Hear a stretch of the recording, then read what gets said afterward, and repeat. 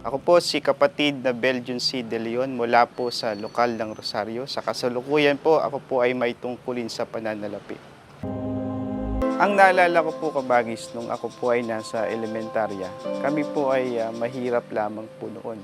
Ang tatay ko po ay isang construction worker at yung nanay ko po ay nagtitinda po sa palengke.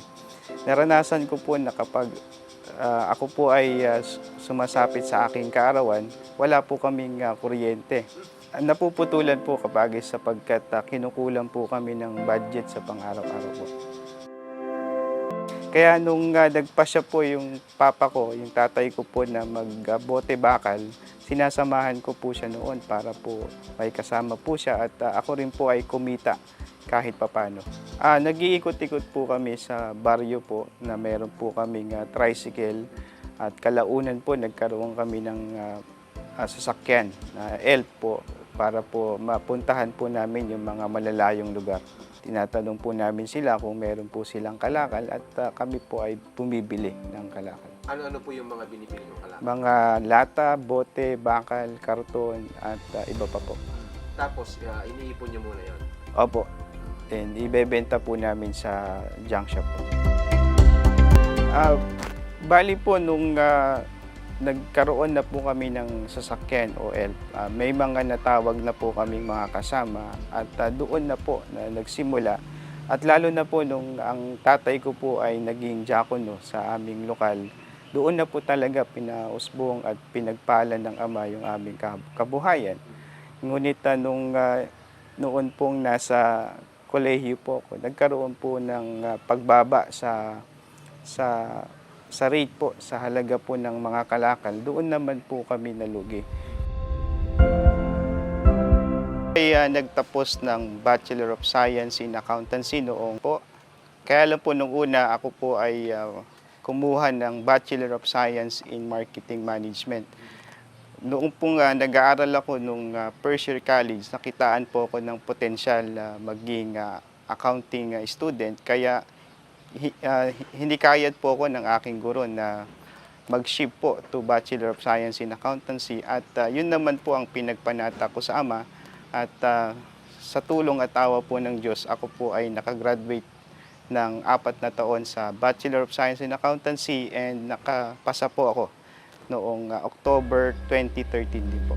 Ang kailangan lang po sa isang mag-aaral ay dapat pong maging masipag at pagtiyagaan po yung mga topic po na binibigay po ng kanilang guro. Marami pong pagkakataon kabagis na nagpupuyat po ako. Katunayan po yung isang libro, binabasa ko po yan ng 3 o 4 na beses para lamang pong maintindihan yung. At na-enjoy ko naman po sapagkat may mga kapatid din po sa iglesia na kasama ko noon na nag-aaral. Sama-sama po kami na nag-aaral sa library at tulong-tulong po kami. At sa awa po ng Diyos, lahat po kami ay nakapasa. Yun po ang isa sa mga nakatulong sa amin sapagkat kapag meron pong pagsusulit, tinatawag po kami ng mga officers ng CBI para po magpanata at paghandaan ang nalalapit na pagsusulit po. Doon pong kapanahonan namin, nagkakaroon po kami ng leadership training po sa pamamalakad po ng kapatid na Apollo Francisco sapagkat siya po ang advisor noon nung kapanahonan po namin. May mga nakikilala po kami sa ibang department at nakakatulong din po sa amin yun para po sa aming extracurricular activities po.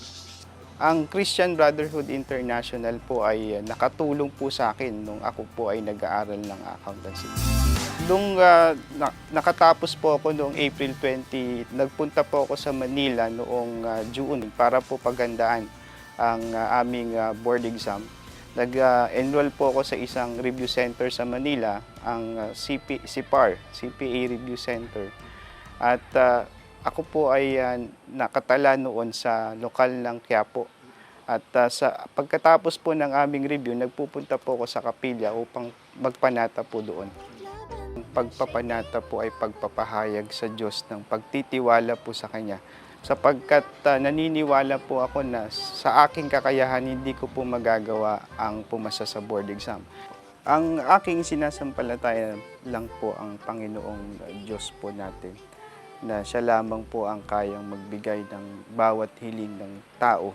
Kaya ang lagi ko pong panalangin sa Kanya na kapag ito po ay para sa akin, ipagkaloob po ng Ama. At kapag ito naman po ay hindi para sa akin, gumawa po siya ng paraan. Ang Diyos lamang po ang magbibigay ng mabuting kapalaran. Kaya po manalig, doon ko po na naramdaman at nakita yung pagpapala ng Diyos kapag ikaw ay masunurin. Kaya lagi po ako nagpapanata sa Kanya na gabayan po ako sa aking pag-aaral. At sana po lahat ng aking pangarap sa aking mga magulang, sa aking sarili ay matupad po. Mabigyan po ng kapurihan ang ating Panginoong Diyos sapagkat kapag ako po ay nakapagtapos magiging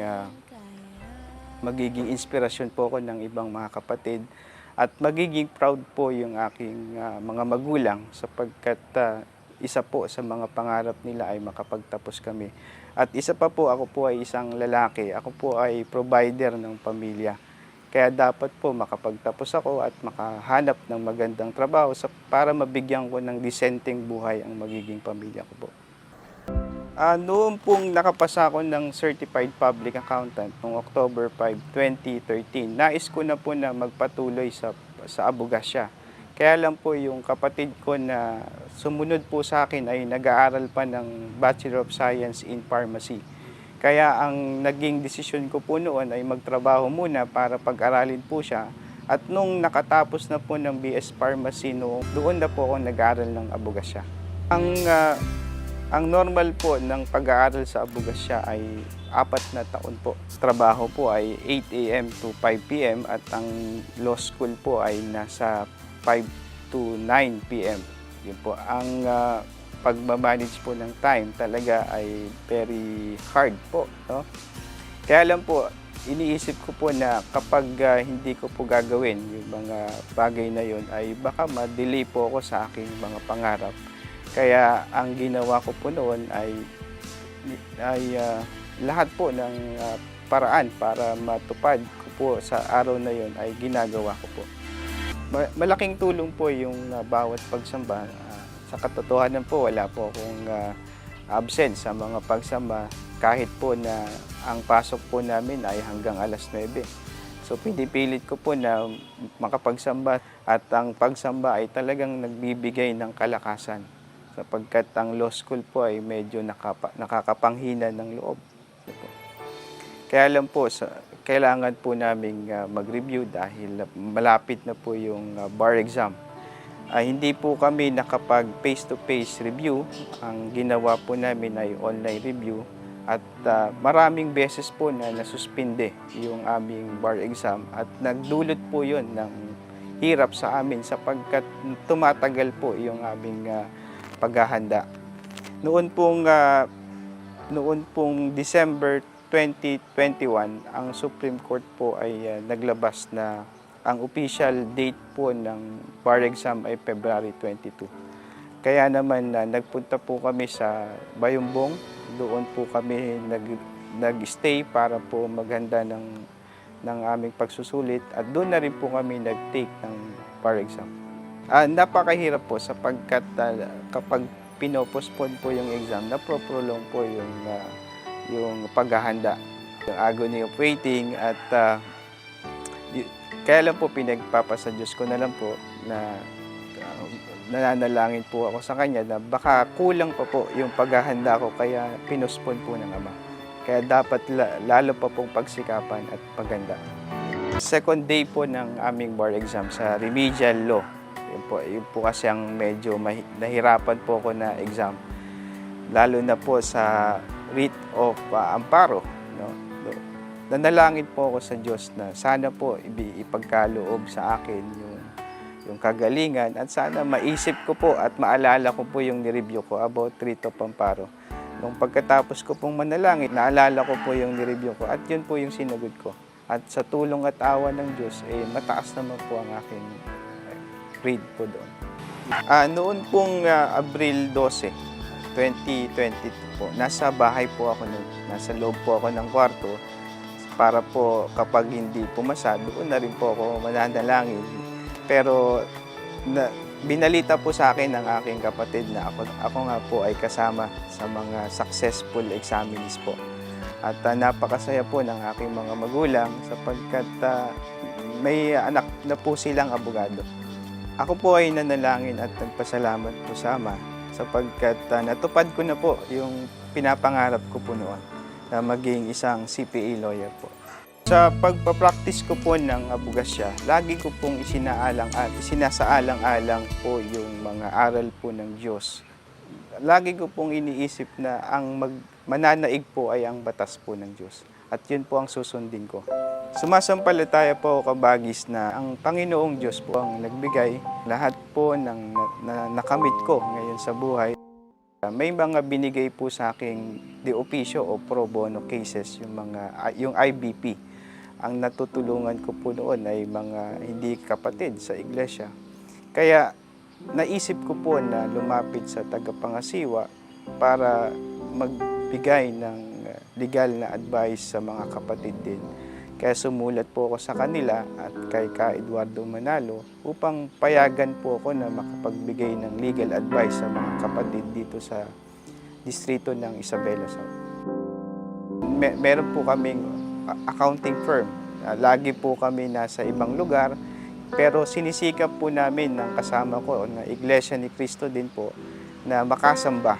Nakakasamba po kami sa Aurora, sa Nueva Ecija, sa Tarlac, sa Vizcaya. At sinisikap po namin na makarating ng Sabado ng gabi para po makatupad ng kinaumagahan. Kasalukuyan ako po ay nasa pananalapi. Kung mahalaga po yung propesyon natin dito sa buhay na to, mas mahalaga po yung pagtupad ng tungkulin. Sapagkat nangako po ang Diyos na dito pa lang pagpapalain na yung mga tapat po